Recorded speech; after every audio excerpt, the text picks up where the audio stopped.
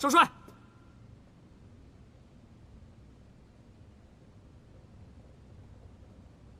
是。你这边也太不讲究了吧？这龙井怎么能用沸水泡？茶味都是苦的。不过饭菜还可以，就是油了点儿，下次送清淡点儿。你当人质当的还挺享受的是吗？既来之则安之，你也不敢把我怎么样。不敢把你怎么样。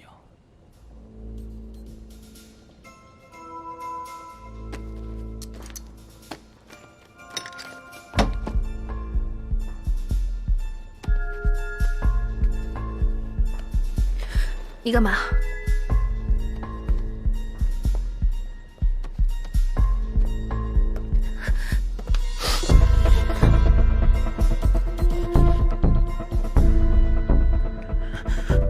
你把我妈妈的骨灰还给我。那就要看看你的准公爹徐伯君什么时候下通电了。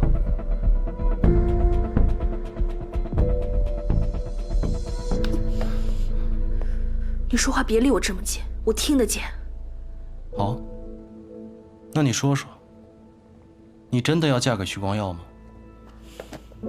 假的。哼，倒是坦诚。说说吧，为什么要骗我？为什么要替徐光耀做人质？徐少帅之前救过我，我替他算是报恩。仅此而已。仅此而已。那么该你回答我的问题了，你为什么同意我替徐少帅？我之前说过了，这么漂亮的女人要跟着我走，我为什么要拒绝？你以为我会相信你的话吗？那你说的我就会信吗？你来上海不仅仅是安葬你的母亲，对吧？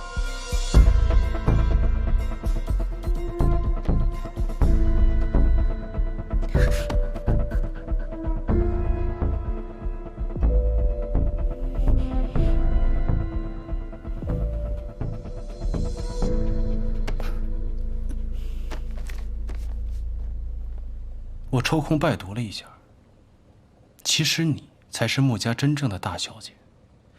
现在穆公馆的崔夫人，其实是你母亲的陪嫁丫鬟，你的妹妹是你父亲和陪嫁丫鬟的私生女，对吧？只可惜10年前你哥哥惨死，你母亲伤心之下带你远走日本，才让那个陪嫁丫鬟和私生女上位。这事搁谁身上，都会咽不下这口气吧？你少用激将法对我，我回上海就是为了安葬我母亲的。人家那是麻雀飞上枝头变凤凰，可你呢？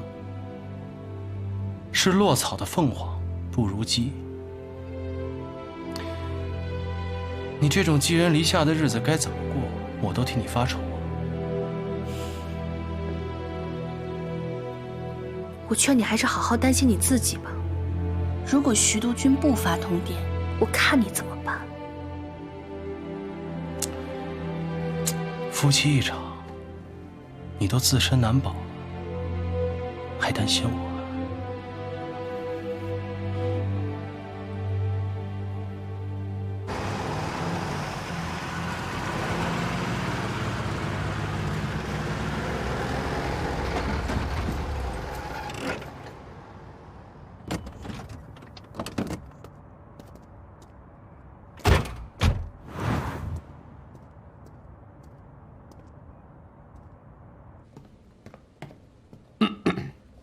少帅，徐光耀到了。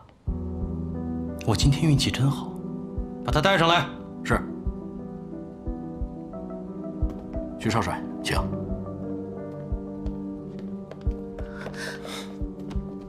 万青，没事。徐少帅，不知道你这次带来的是好消息还是坏消息啊？是好消息还是坏消息，就看谭少帅怎么选了。哦，听你这话的意思是要跟我谈判了？我要和你单独谈谈。谈拢了，自然是好；谈不拢，你大可绑了我，去要挟我父帅。光耀哥，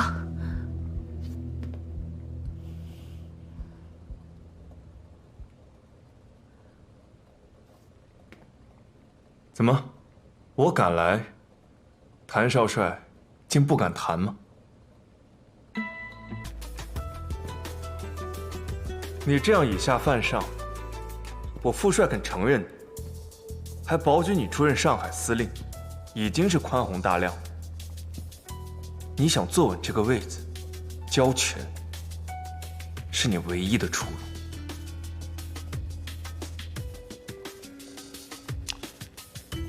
这么说，我没得选了。你只是过来通知我的，并不是跟我商量的，对吗？这事没得商。你若交权，我们让你当这个司令；你若不交，这个司令能当几天，就全看你个人造化。等革命军退了，我督军府大军回师，到时候要你交的，就不是权，而是命。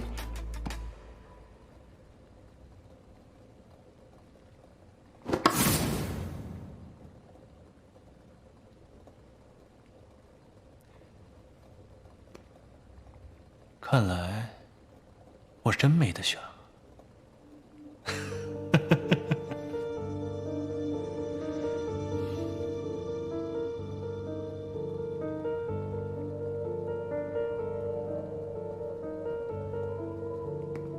谭少帅，你带兵进上海的时候，就应该知道自己已经捅了一个大娄子了吧？你我各退一步，是解决这个问题最体面的方法。你也不想，上海这10里洋场变战场吧？徐少帅，我这个人呢，不贪财，不弄权，这兵权、财权全部都交上去，我都没有问题。只不过我谭家军的兄弟们跟了我10年了，不给他们找条活路，我不可能撒手不管的。这个简单，我可以把你谭家的兵安置到产业里做工人，只要他们愿意脱军装、缴枪、卸甲归田，我保证，督军府绝不会为难他们。好，我同意了约法3章之后，那你又怎么保证你的父亲不会出尔反尔对我下手呢？那我要怎么，你才能信呢？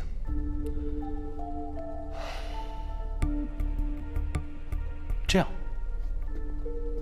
你的父亲在举荐我的同时，也举荐你，出任上海防守司令部的督办，常驻上海，配合我梳理上海的防务。你觉得怎么样？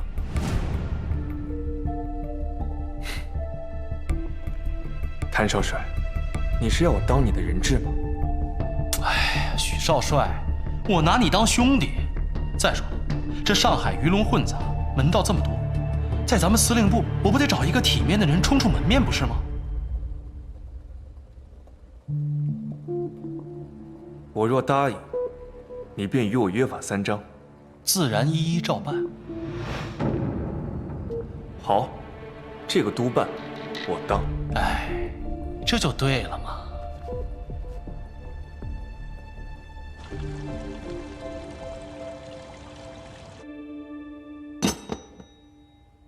果然不出我的所料啊，他又加了个条件，让光耀留在上海做他的督办。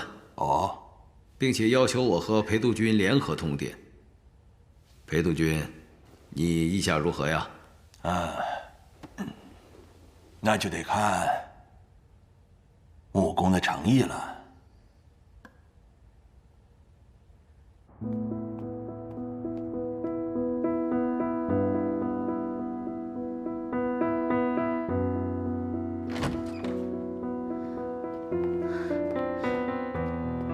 怎么样？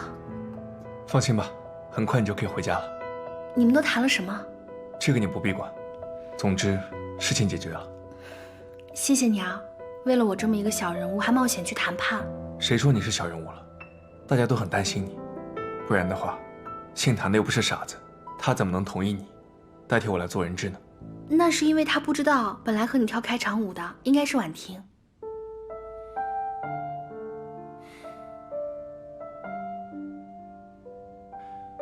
我坦白和你说吧，我本无意与婉婷联姻，但时局动荡，长辈们有意，我也不好违背意思。本以为已经板上钉钉的事，却不想你的出现打破了局面。也许这就是天意。